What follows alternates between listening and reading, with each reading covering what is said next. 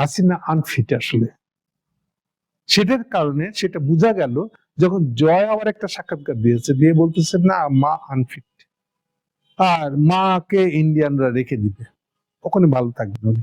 অর্থাৎ ইনডাইরেক্টলি স্বীকার করে নিচ্ছে মাকে এই যে ফাঁসির আদেশটা নিয়ে তার দেশে যাওয়া সম্ভব হবে না, তো ওনার ওখানেই থাকবে, ওখানেই থাকুক, ভালো থাকবে না।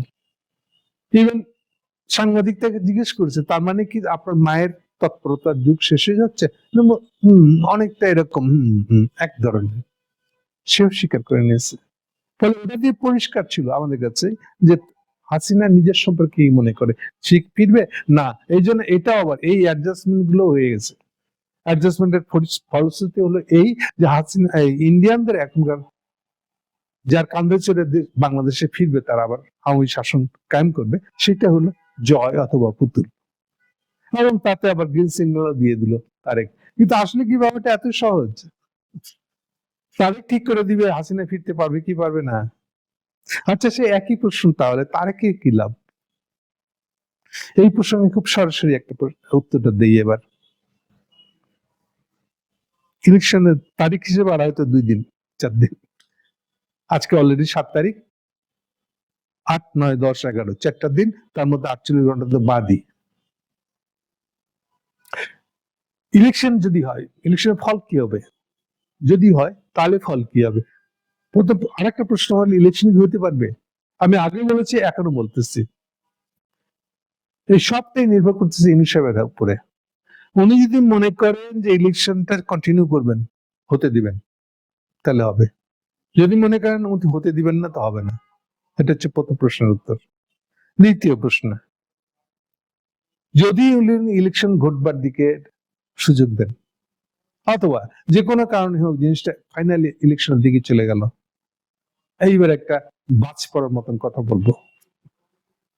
আবার বলছি, আমি যদি ইলেকশনটা হতে দেওয়া হয়, আর আমাদের এখানে ইলেকশনের ইন্টারফেয়ার বলতে যা বুঝায়, বাংলাদেশের স্ট্যান্ডার্ডে ইন্টারফেয়ার, হাসিনা স্ট্যান্ডার্ডে না। ধরেন 91 ইলেকশন যেরকম হয়েছিল, 2001 ইলেকশন যেরকম হয়েছিল, ওই অর্থে যদি বলি আমরা বাংলাদেশের স্ট্যান্ডার্ডে অ্যাকসেপ্টেবল ইন্টারফারেন্স অর্থে নো ইন্টারফারেন্স যদি হয়,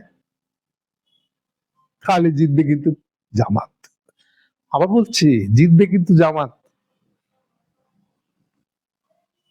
ভয়াবহ অবস্থা হবে এটা, খুবই খারাপ ভাবে হারবে বিএনপি। কেমনে জানছি তার সবটা আপনাদেরকে বলা যাবে না এখনই, আমি বলতে পারছি না, বাট আপনারা এক সময় জেনে যাবেন। আপনারা তখন এগ্রি করবেন আমার সাথে যে হ্যাঁ, এই কারণে এই ধারণাটা করা উচিত, করা যেত আগেই।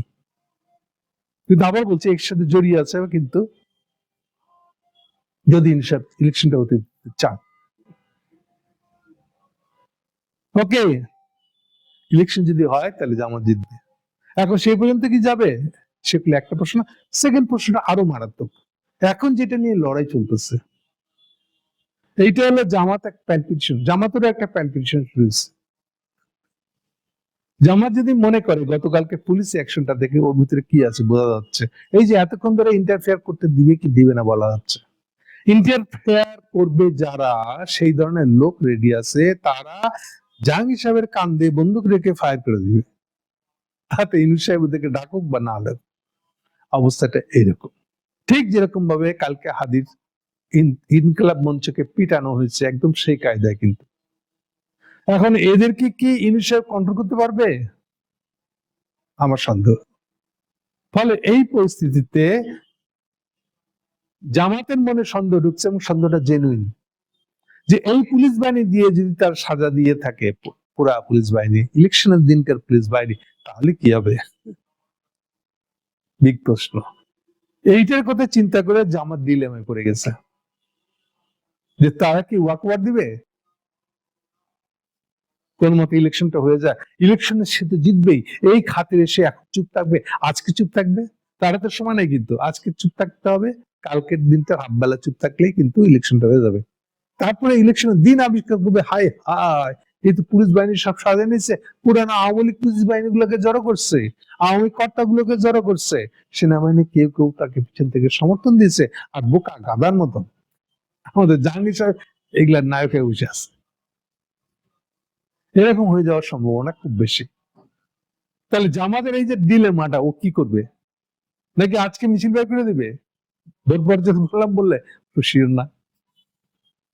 ইউনিসেফের দিক থেকে একই সমস্যা, উনি করবেনটা কি আসলে? উনিও ডিসিশন নিতে পারছেন না। ফলে পরিস্থিতি কোন দিকে যাবে এইটা খুব যে কারো নির্ধারিত হাতে আছে এরকম মনে হচ্ছে না। নির্ধারিত থাকতে গেলে, নির্ধারিত হতে গেলে পরে যেরকম অ্যাকশন দরকার ছিল, তা যাদের যাদের অ্যাকশন নেওয়ার কথা ছিল তারা নিজেরাই অনেকটা দেখি না কি করে, মানে অন্যরা কি করে দেখি না, তাহলে উনি অ্যাকশন নিবেন, এবং এই জন্য দেখি না কি করে করতে করতে তাদের হাত ছুটে যাবে জিনিসটা। যেসব শয়তানেরা শান্তি বসে আছে, যেসব শয়তানেরা একটা প্রতিহিংসা, পুলিশি প্রতিহিংসার তৎপরতা ঘটাবে বলে বসে আছে, তারা বিজয়ী লাভ করবে, কোর্টে যেতে পারে।